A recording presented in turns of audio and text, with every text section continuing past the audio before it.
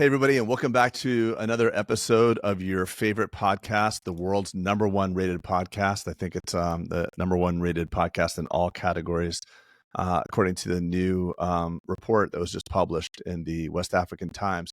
And here today we have our dear friend, Dr. Paul Vigario. Why are you introducing him as doctor? Because, he's so deep in, if you're in the dental industry, like, my boy Fred Joyal, he was doctor. So I think if you can't bequeath doctorhood, Craig. I've never used that word in a sentence, by the way. I'm not a doctor. But I'm happy you pulled out Old English on us. So, Paulie, good to have you, buddy. The last episode we had you on, it was incredibly popular. How many downloads did we get on that one? Over 16,000. So it was tremendous. That's ridiculous. Yes. It was wild. So you better have some good stuff today, because you have to break that record. We have to go to 17,000. All right. Well, let's start with the fact that I'm not a doctor, and I think it's very, very important. And I've helped launch dental schools. We launched HPU Dental School down in North Carolina, High Point University.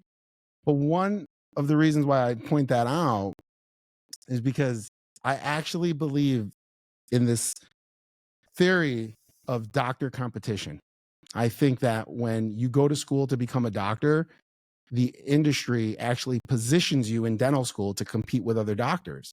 Mm-hmm. And so me being a doctor would actually not help in what I do, which is help doctors grow and create extraordinary success. And ironically, doctors ask other doctors for help and assistance because there's some familiarity there.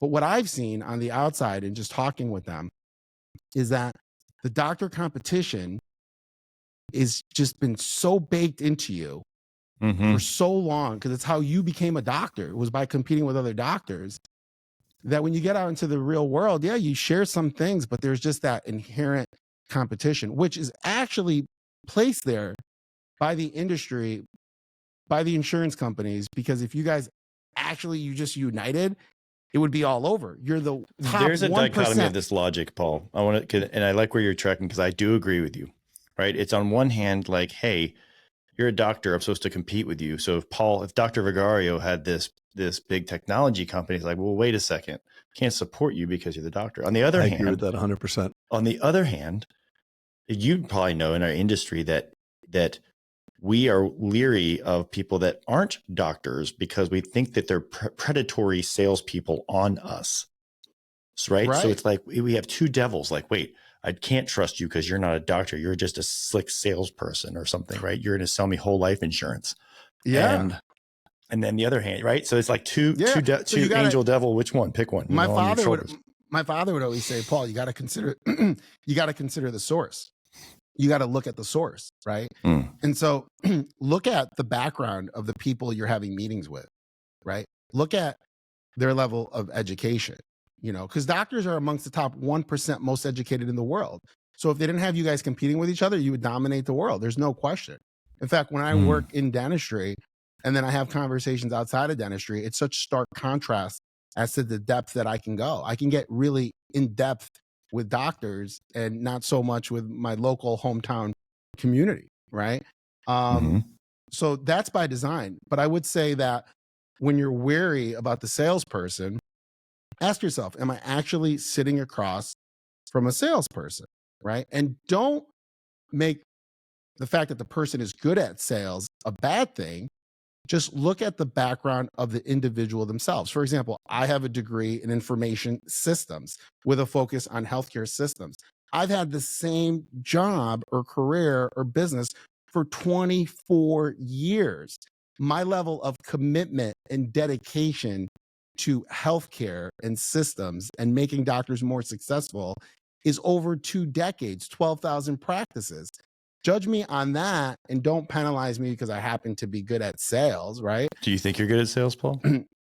I think that I'm good at sales because I ultimately find out what the doctor's vision is and help them execute that vision. I would agree. And that execution is what makes me really good. I'm not executing my dream. I'm not executing a SKU number. I'm not executing another laser, another 3D printer, another something that you're going to spend money on and is going to raise the stock of the industry. We're going to raise your stock, whatever that is. Some doctors want to live on a farm. Go ahead. You talk about like we were bred to compete against each other. Guess what else we were bred to not like? The word sales, because dentists don't sell, they educate, right? And if you say sales in the context of a mouth physician, they get sometimes hurt. Like, what are you talking about? I don't need to sell. People come to me because I have the licensure and look at my preps and all these things, right? Sales is unimportant. And I would beg to differ, right? There are industries around dentistry that have been built, multi-million-dollar industries that have been taught to teach dentists how to sell, right? Because sales is everything. As what was Fred Joel's book? Did you just mention that, Paul? Yeah, marketing is everything. Marketing, yeah, everything's marketing. And in that, it's obviously some sales components. So I didn't mean to hijack you on that, but it's interesting that I mean, Craig, the only time I went to the board, actually, one of the 2 times I went was about marketing, and I think you had, meaning like we weren't supposed to market either as dentists. Yeah. I think we're touching on something really important that kind of dovetails into the value that Paul brings. So if dentists inherently, well, you got to look at why someone becomes a dentist. So there's a different type of avatar of the human being that becomes a dentist. Number one, I know it crossed my mind, but I'm sure it crossed a lot of the people listening as well. I want something that's risk averse, that I know that I can always make money.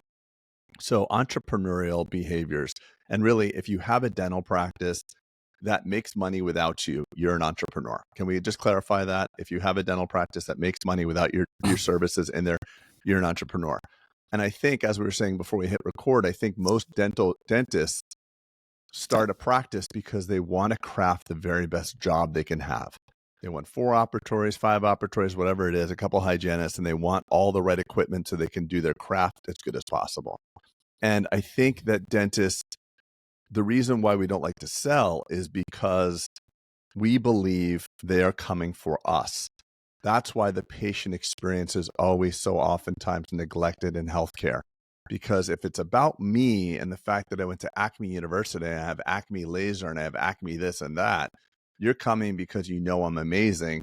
And the fact that I'm only open 3 days a week and I don't answer my phone and I don't need to have a website that's optimized. And by the way, we have no creature comforts for the patients and we don't have scanners, because you're coming for me. It doesn't really matter. And my case acceptance is 100% because everybody loves me.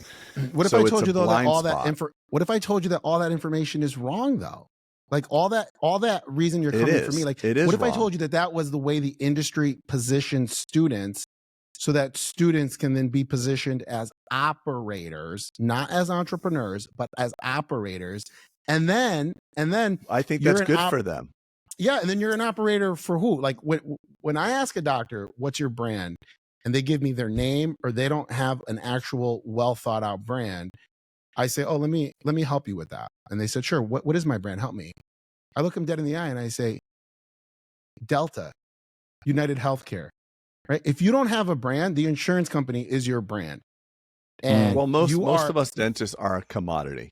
That's the fact of the matter. Yeah, but there should be no reason for that, because you're amongst the top 1% most educated in the world with a tremendously high earning if potential. Education correlated with wealth, this world would be very different, Paul. It's just not that way. It's not way. My 2 wealthiest friends never completed high school, and they're incredibly smart. And I think because they didn't fall. So they didn't fall for this. Go ahead. Go ahead. Sorry. No, you go. Okay, so Naval Ravikant says, if you need a degree to do it, you'll never be wealthy.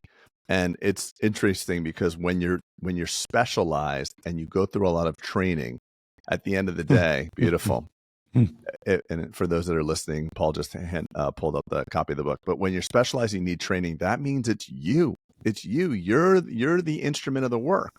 And I love the conversation that you're having. And I'm at this point right now, and maybe it's because of the book I'm reading. As I told you, I'm reading Sweaty Startup by Nick Huber. I think most of us dentists are not really well equipped to actually do the business of dentistry. It's such an ass kicking, Paul. It really is. Well, I'm just being honest. I think when everybody starts a business, it's an ass kicking. For sure. So I don't think that's right, like but is it mutually fair exclusive to go to through dentists. like what?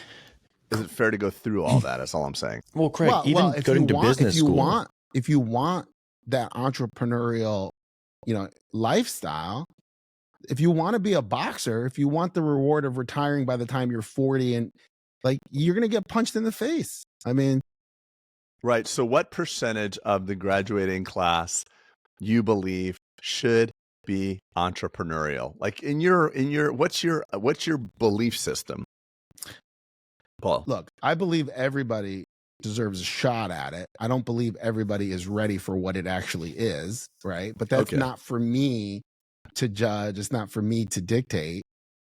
And if I had to say out of a graduating class, I'd say somewhere between 5 and 10%. Okay, got it. I agree with you, by the way. So then thank God for Acme DSO and people like Peter and other people that are growing brands that could actually employ the doctors that are not willing to do that level. I think there's just nothing wrong with it. I look at the UPS driver. I know what he gets paid. He's told me. I know he's done every day at 4:30. He's smiling ear to ear, and he has, as long as he can invest and spend less than he makes, he has a pretty awesome life. And the entrepreneurial journey, I think that's easy for you to say, and I mean that very respectfully, because you have an awesome life, right? You've got farms, you've got multiple homes, but like, well, I recognize where I am now. And Peter always says, like, oh yeah, you'd love my life today. You just wouldn't want the last 20 years. And I'm just being open and honest. Like, if I really account for it, like if you told me I had to do it again and go through what I went through, you would do it again. You would do it again. I know, because that's my DNA. Yeah. But I just wonder if I'm just on a mission to eradicate the one size fits all that's happening in dentistry, because I really do believe, and I know we overlap in these narratives. You have just different narratives, but Paul, you believe, because we have a lot of conversations offline about this one size fits all narrative, whether it's the insurance company or DSO. And there's a lot of shame. I think the average people coming out of dental school right now that say, I want to go work for Acme DSO. I want a family. I want to work 4 or 5 days a week. I want to make 250, 300 grand a year, because those opportunities exist. There's shame in that. No, there's no shame in any of it. I just want people to get the right information. In fact, before we started the podcast, Peter asked me, during the podcast, he asked me what we do. And I said, look, we ask the doctor for their vision and then we help them execute. And the reason why we could do that is we've done this 12,000 times. And so I literally have the answers to the test. But the other thing I say is, I don't want to build you someone else's bridge, right? I don't want to build you someone else's dream. Being an architect of dreams and building you a dream that doesn't serve you. So I don't think there's any shame with joining a DSO, or I don't think there's any shame with working corporate. How do you work with that person? So let's say you're talking to this dentist out there, and they're like, I don't know my brand, I'm frustrated, I don't have systems, I feel like it's all on my back, blah, blah, blah, whatever the typical burnt out dentist that, finally makes the move to call you. And let's just say you're actually thinking like, this guy or gal just doesn't have it in them. I can't make that judgment. No, I can't make that judgment, because that would be like taking a child. That would be like taking a child who's 5 years old and saying you're just not. No, I'm talking about taking your 16-year-old that you've been doing travel baseball on. And he can't make any team. At a certain point, it's like, okay, like, Johnny, what are we doing here? I'm not talking at first glance. How do you offload that person? I don't think there's an offload, because see, I think that there is this, and this is a healthy conversation. So I think there's this need in today's world for instant gratification. And what I would say is, fall in love with the journey. Fall in love. Like, my best stories, if we get together at a bar and we have a beer, my most dynamic stories are when I straight got punched in the face and got knocked out. Like, those are, like, it was horrible. Because you recovered. Because you recovered. There's no stories. Well, you have to give me the chance to recover. You have to give me the chance to recover, because I'll tell you this. I have 2 children. I have 2 daughters. And one daughter is being raised in a way where she's very protected, because mom protects her. And my first daughter, I raised her on my own. And I gave her the chance to fall. And can we talk when they're 15, by the way? Because I have a 15-year-old daughter and Pete has a 14-year-old. It's just, everything gets all upside down. No, but what I'm saying is like right, Pete? you have to give them the chance. Like, the best gift that my father gave me was he let me get punched in the face numerous times. And my mother would be like, Tony, what are you doing? And he's like, it's not going to kill him, right? He's going to get back up. And then I had a choice. I could get back up or I could quit, right? But could you imagine if my dad was like super protective of me and never gave me that shot at adversity, that shot at growth? So for anyone listening to this, don't let anyone tell you what it should be. Like, don't let anyone, because everyone makes decisions based on previous experience. And the world that Craig, Peter, and myself, the world that we were brought up in, is a completely different world than what's possible today. Today, I can take a picture right now and 500 people will see that picture within the hour. And the world that Craig, Peter, and I were brought up in, a picture got taken. It took 2 weeks to get developed. It lived in a photo album. It got brought out during holidays and when someone passed away. And a dozen people would look at that image. A dozen. Mom, dad, some cousins, and some aunts. So, and you lost it on top of it all. You put it away somewhere very important because it was an important picture, and then you lost it. Yeah, but what I'm saying is the world is so ever evolving, so changing, that I would never cast a spell like that on somebody. I would never say, you're not capable, you're not possible. What I would tell them is, forget about instant satisfaction in the world of being an entrepreneur. Fall in love with the journey. And trust me, when you get punched in the face, they're going to be some of the best stories ever. Not right away, not even within 6 months. In hindsight. 5 years down the road, that's what's going to make the story. When was the last time you watched a movie and there was just no punching in the face? There was no like drama. There was like, how is that even? No, every plot has to have a villain and a time of crisis. So I would never, I get it. I would never take someone who worked that hard on their education and say, hey, you know what? You shouldn't be in the movie, right? It's just too. No, I know. And listen, we're having a conversation, and obviously, Bulletproof Dental Practice is the ethos. The ethos of this is to grow a business that just can support your team and your life without your clinical practice. That's what we do. And I just, in the spirit of creating the multi-sided journey that dentistry can provide people, I just want to always open it up to those who can just be a dentist. It's awesome. I don't disagree. That was my backup plan. I actually think this is not just a dental problem. I think this is like a current society problem, right? Mm-hmm. Like if you think about it, even politics, right? Politics is so polarized. Like you're here, you're there. I was in Boston recently and I was in my Cybertruck and I couldn't believe the amount of rage that I was getting from people. And Boston's just, the politics in Boston are what they are. I'm in my Cybertruck. I'm at a red light. Some guy comes up to me, rolls on his window, and has so much rage as he's yelling at me. And I'm like, at first, I'm literally confused. I'm like, did I cut this person off? And he starts talking about Elon as he's yelling at me in my Cybertruck. And my daughters are in the back, and they're like, Daddy. And I'm like, I'm sorry, honey. I just rolled the window up, mind my own business. We stayed in Boston for a night. The next morning when I got up, my tire in my rear was slashed. Somebody took a knife. Yeah. Oh my God. Somebody took a knife to the tire in my rear, right? Completely slashed. And we didn't have an emergency. We're just leaving for the day. And I have two little girls, right? A 4 and an 8-year-old. And I have like no rage. I'm not like upset. Like I refuse to get caught up in the narrative of what society is doing. Society is making it black or white, yes or no. And there's no middle ground on anything. And so to answer your question, Craig, I don't think this is about like you have to be an entrepreneurial doctor or you have to work in corporate or you have to know for sure.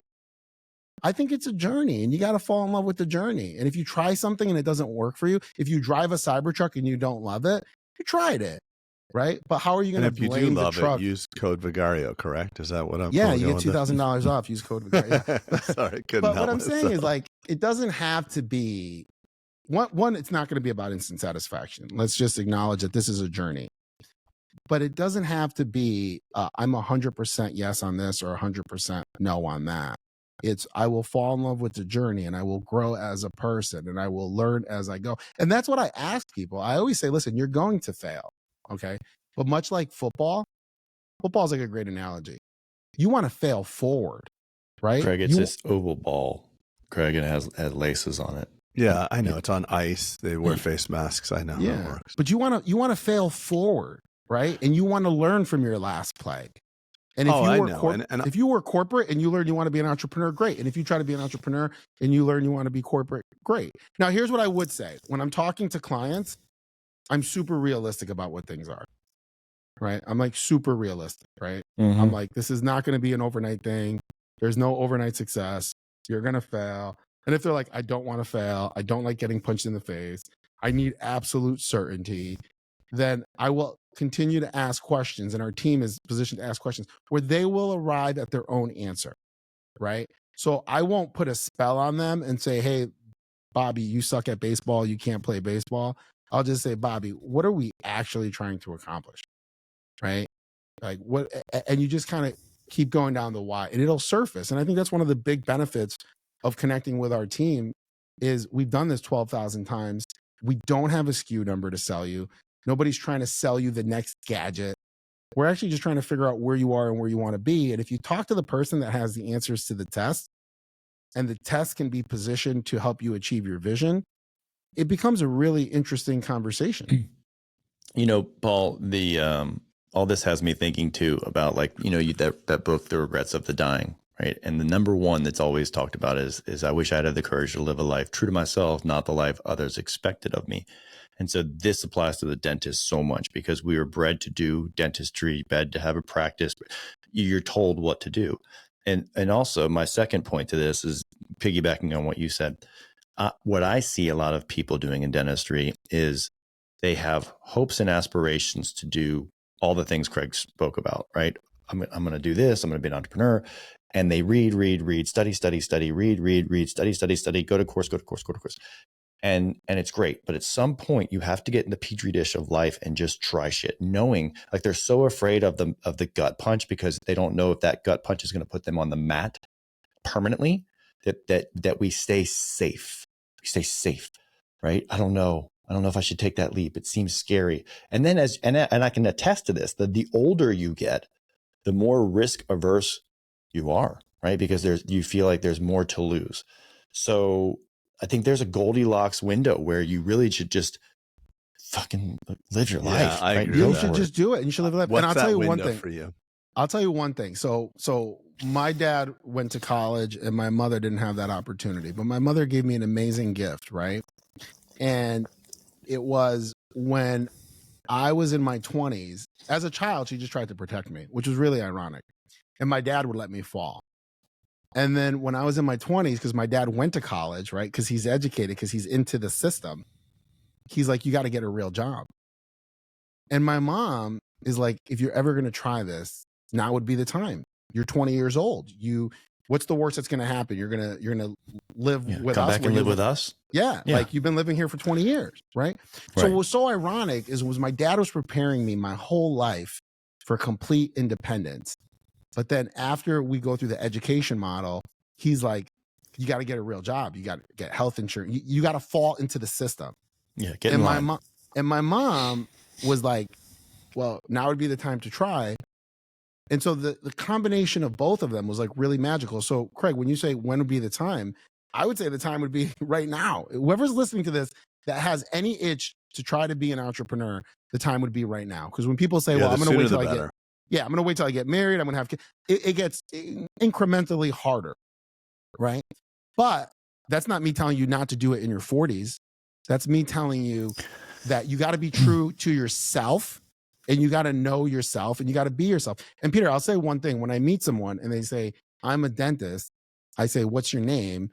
And they say, Peter Boulden. I will literally say to them, you're Peter Boulden and you happen to do dentistry and you became a dentist. Like you were Peter Boulden for 25 years before you became a dentist, right? And this idea that we're going to associate who we are with our profession, I think is a very slippery slope. I think so. It's limiting for sure. It's limiting. It puts you in a box. And my whole talk and what I'm talking about at the summit is outside the box. And why put yourself in a box when you can be more authentically yourself and then be proud of your profession and not put limits on yourself?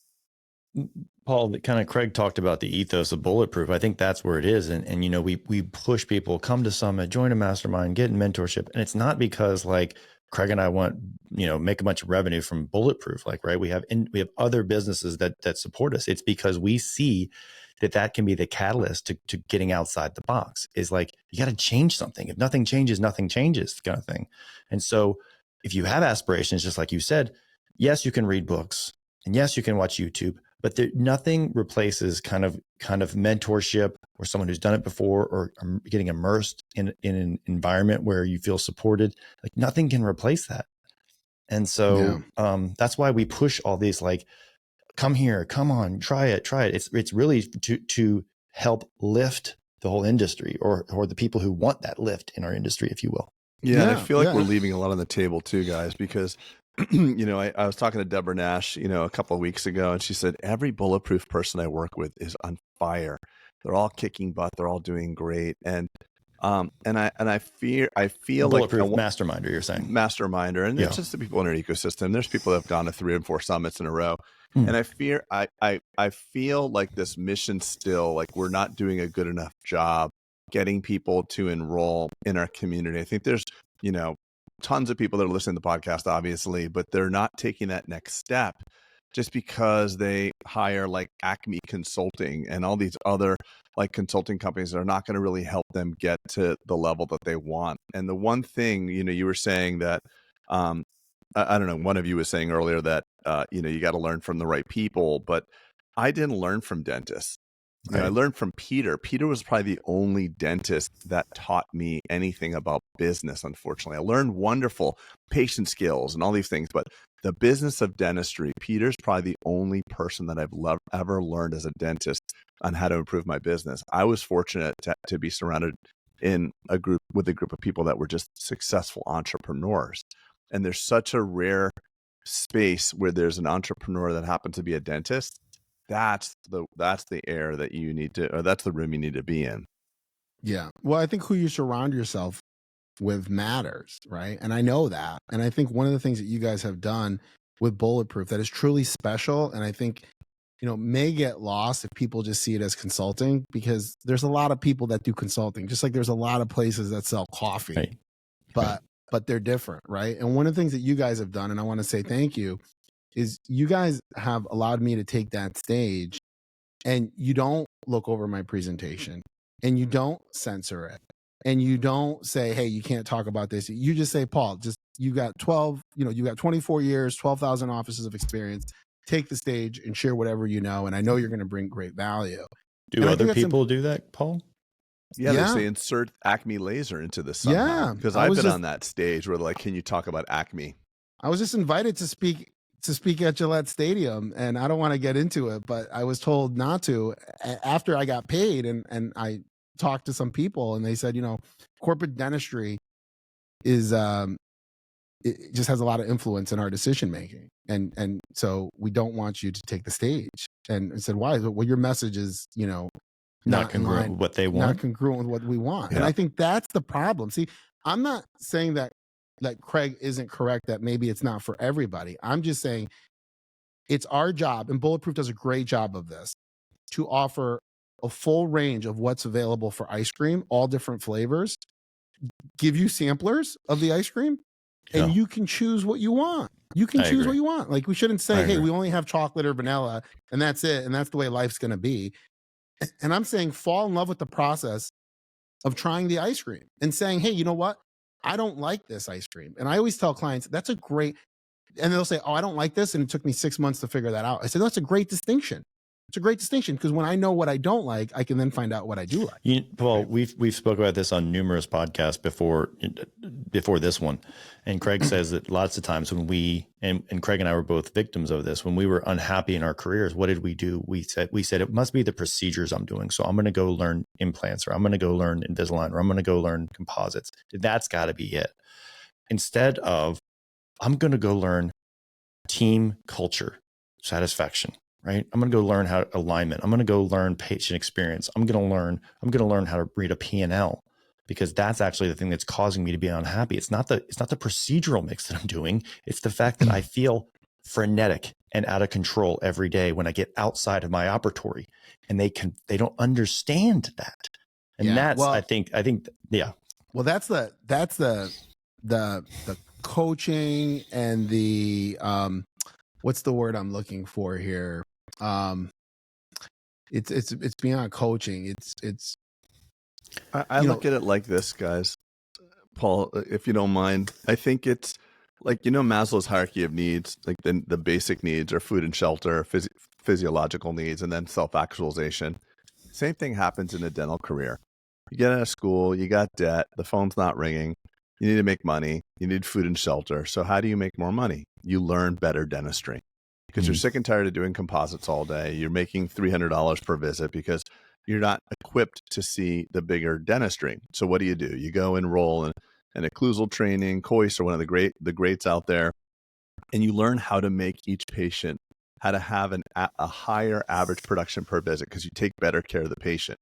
Little by little, you start, and you're in a zone where you actually, now patients are signing up for major work. You're helping patients. You're taking care of their more, fundamental needs and not just patchwork. You feel really good. But then there's another level of like, okay, well, what's next? How can I exchange more value? All my value is just one patient at a time. How do I impact at a larger level? And then you've built a very successful practice where people want to come see you and you're making really good money. That's the trap there. So if you're broke and you're upset and you're pissed off and you don't know where to turn to, that's easy because it's easy to make a hard pivot and run away from that. But when you're really successful, we did a podcast a long time ago. It's called Heroin and a Salary.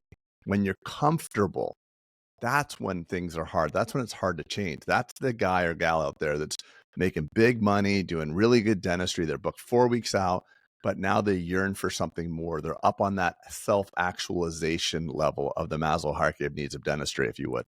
How do I make an impact?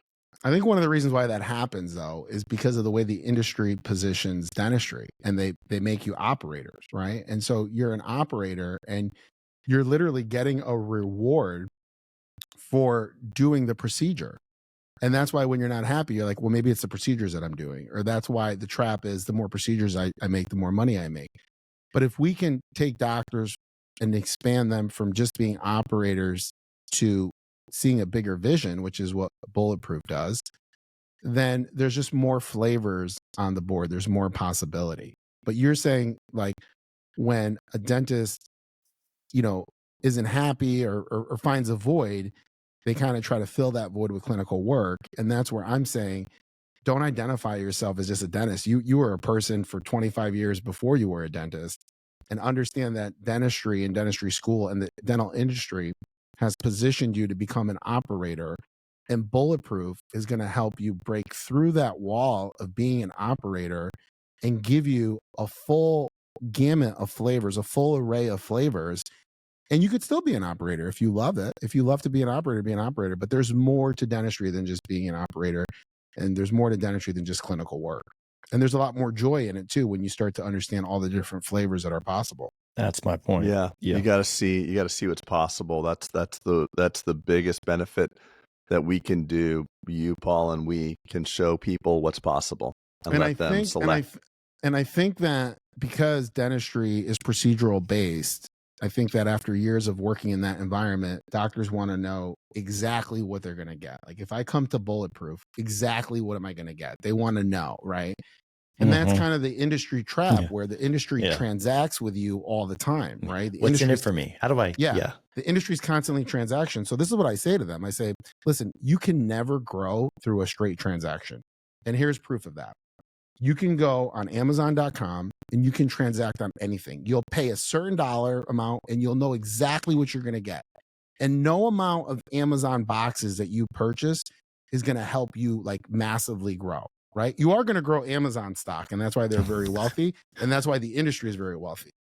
So if you want certainty in a transaction with a SKU number, no amount of lasers, no amount of printers, no amount of Amazon purchases is going to grow your stock. It's going to grow the industry stock. But if you connect with SurfCT or you connect with Bulletproof and you come out, you're not going to get the certainty, but you're going to get the blinders taken off. You're going to go from I'm an operator, I'm input to output, And oh my God, I didn't realize all of this was possible. Yeah. And understanding that possibility, you can then start to make better choices. I have a data point for that too, Paul. And so when we see this, Craig and I have done masterminds for 6 years now. So this isn't a pitch for mastermind, but it's just a data point of human behavior. And so we see kind of two camps. Like some people will join and the blinders come off and they go crazy and they're like, oh my gosh, I have so much to do. Others you will see kind of shut down a little bit, right? And they stop coming to the calls because it's exposing so much to do and so you can react two different ways. So many times people say, like, my first year was just frenetic. I thought I'd be able to get it all done in a year. And it really takes 2 and 3 years to deploy all the stuff we teach. So it's like two avatars kind of happen. The people who are hopeful and the people who then execute. So I think what it exposes. If you're a dolphin, if you're a dolphin at SeaWorld and I put you into the ocean, you might say, "Oh man, SeaWorld was better. There was these boundaries, and I would just do these tricks, and they would every time I did a jump, I would give you a little, fish. And if I put you into the ocean, it might be overwhelming, So what I really my own fish. What I really think happens is that the mastermind exposes, and by the way, I can count on one hand in 6 years how many people disengaged with it, but it's overwhelmingly. People just kind of discover their why and push forward and grow and do what they need to do. I think what it really is it exposes the inconsistency of what they wanted in the first place. So when, and there's one person that I was texting this morning, masterminder, really nice guy. He was at a retreat, 2-3 years ago. And he just texted me just this morning. And he said, remember what we discussed in Delray? I said, yeah, what's up? He's like, remember how I felt shame about wanting to retire from clinical dentistry? I'm like, yeah, because he wanted to be an entrepreneur. That's what he really wanted. And it was at that retreat where I'm like, what's stopping you? And it was like the shame of my family. Like, if I stop clinical dentistry, that's shameful. And it's like, no, it's not. Like, the industry and the narrative is that if, there was a video of my office that went kind of viral, and there was tons of comments from dentists saying, I don't understand why that guy became a dentist if he wanted to open up a business like that. I'm like, dummy, I had to be a dentist to open up a business like this. How could I lead my team? How could I know what's good and bad if I wasn't a dentist? Never mind the fact that I'm not allowed to open up a dental practice. But the shame that we're feeling, there's probably many podcast listeners right now that if they could wave a magic wand, they would exit clinical dentistry. They would not do it anymore. Maybe their body's hurting. Maybe something's going on. Maybe they lost the thrill of it, but they're staying stuck because of shame. Because of shame. I remember that. Yeah. Well, that's the narrative. That's the narrative. That's the narrative that the industry has to put in place to keep the operators operating, right? If you're it's actually, we do it to each other. Everyone says the minute a dentist, you do it through each other because of doctor competition. See, it all comes back to how the industry has done this. And if you break outside of the box, you can start living a more authentic life to what truly matters to you. All of this stuff that you're talking about is stories. These are stories that have been baked in. It's the stories you tell yourself. It's the stories you tell yourself. But the industry bakes these stories in. Because when we build a dental school and they say, hey, we're going to get 300 kids that are going to graduate and they could do this and they'll be able to produce this and we'll link up with this insurance company. Like, this is all, like, I built dental schools. I built dental insurance companies, right? I've built 12,000 dental practices. I've seen the industry from so many different levels and it's so well orchestrated. And I'm going to tell you guys right now, the only thing that matters is who the listener is, who you are, what you want for your life, and stop worrying about all the stories and the narratives. Live your life, do what you want, come to Bulletproof, connect with Surf, learn about all the different flavors. Don't let anybody tell you what flavor you should have, but try a little bit of each and live a life that's truly authentic and makes you happy. I mean, happiness is the whole point of this game. But you're not going to be happy living someone else's narrative. I can tell you that. Yeah, and there's a human need to stay consistent. So whatever those people are thinking with the shame, they're like, I am a dentist. I went to all the schooling. I have to do this. It's like starting a podcast. I'm not a podcaster. I shouldn't do this. Like you have That was like my dad. He's like, I educated you. You have to go get a real job. And I'm like, no. But ironically, he prepared me for everything. And then the schooling, it's just ironic, right? But I think that for anyone listening to this, you just have to understand this whole game. In fact, I started my recent Outside the Box lecture by saying, do you understand the game that's being played? As a dentist, do you understand the game that's actually being played?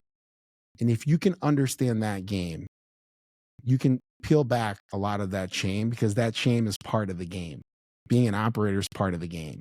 And then you can ask yourself, what do I really want to do? Because I've met the other side of the spectrum where doctors love the clinical work. They love it. I love that. My dad's one. My dad's that guy. Yeah. And that's doesn't great. Shame someone. By the way, if that's what makes you tick, and my dad says that to me all the time, I miss clinical so much. Wonderful. But so it's good. It's not binary though. You don't have to hate one to love the other. Like I loved both. Like I loved clinical dentistry to the point that then I figured I was like, okay, I've done enough. Like my calling is somewhere else. Right. But I loved it.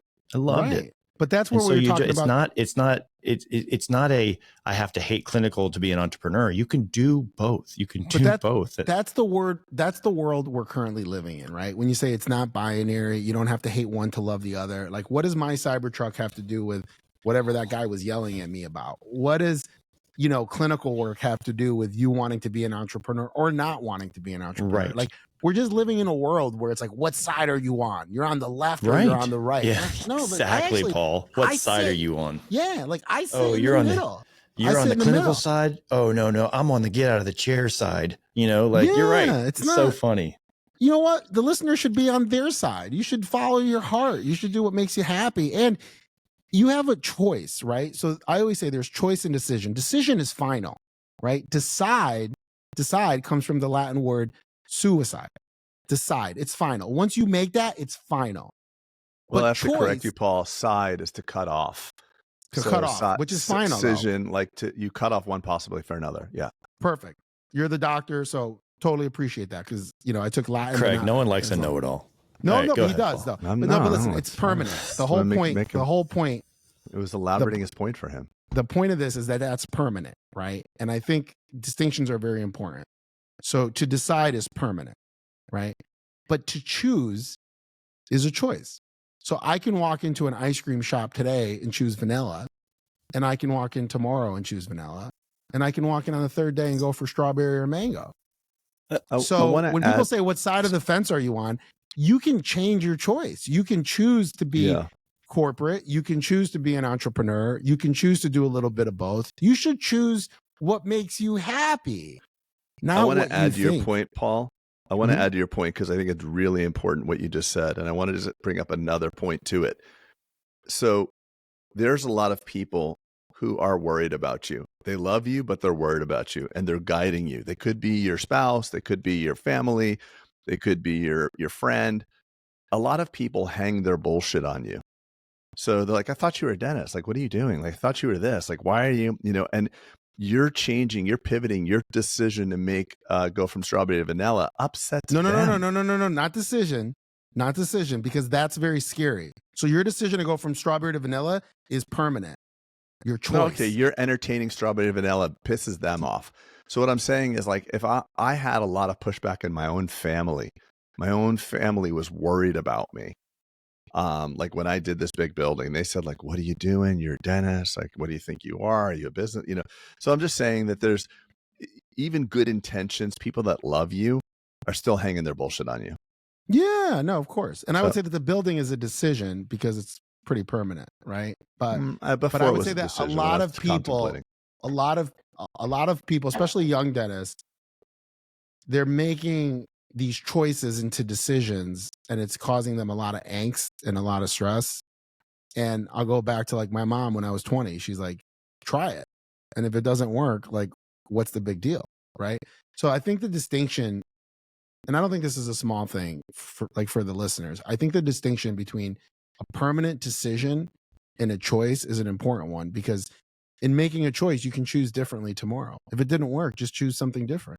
And I think what's beautiful about Bulletproof is that you guys give a full array of choice, and you have expert leaders come in and share their knowledge about all those different flavors, and doctors can really create their own path that's authentic to them, not what the industry is telling them to do. And there's that story. It's like, what would you do if you knew you couldn't fail? And in dentistry, if you have a dental license, that's you. You can't fail. So no matter what you decide, as long as you have a license, you can pick any spot probably in the planet as a U.S. trained dentist, as a licensed U.S. trained dentist, or, to talk to our friends in Australia or Canada or wherever, you still have the optionality of being able to provide for your family. As a restaurateur, if you fail, it might be hard to open up your second restaurant or get the investors. Yeah. But as a dentist, you can't fail. So cool. Paul, let's save some for August. I know you'll be more outside the box, and loved having you, buddy. Loved having you. It's good to see you again. It's been wonderful. Hadn't seen you since the BP Health Retreat. Yes. Are we all healthier because of that? Well, you know what? We've been blinders off. That's for sure. Peter, I want to acknowledge you. Peter has been my own personal VIP physician. Thank you so much, brother.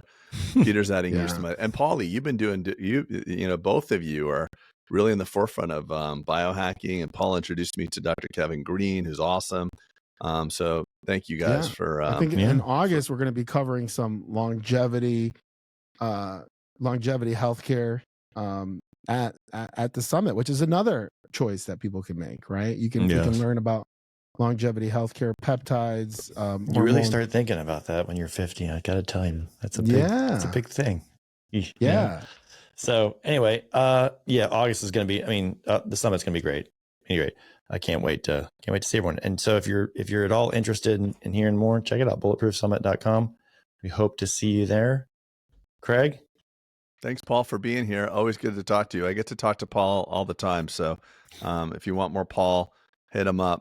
Hit him up at either on Instagram. He's always available. I'm going to just out you there. You're always available and willing to talk to a dentist, which is awesome. You always Thank you for pouring DM. into our profession. You guys can always drop a DM, ask a question, and I hope to see you in August at the Bulletproof Summit. See you, buddy. Thanks guys. Cheers.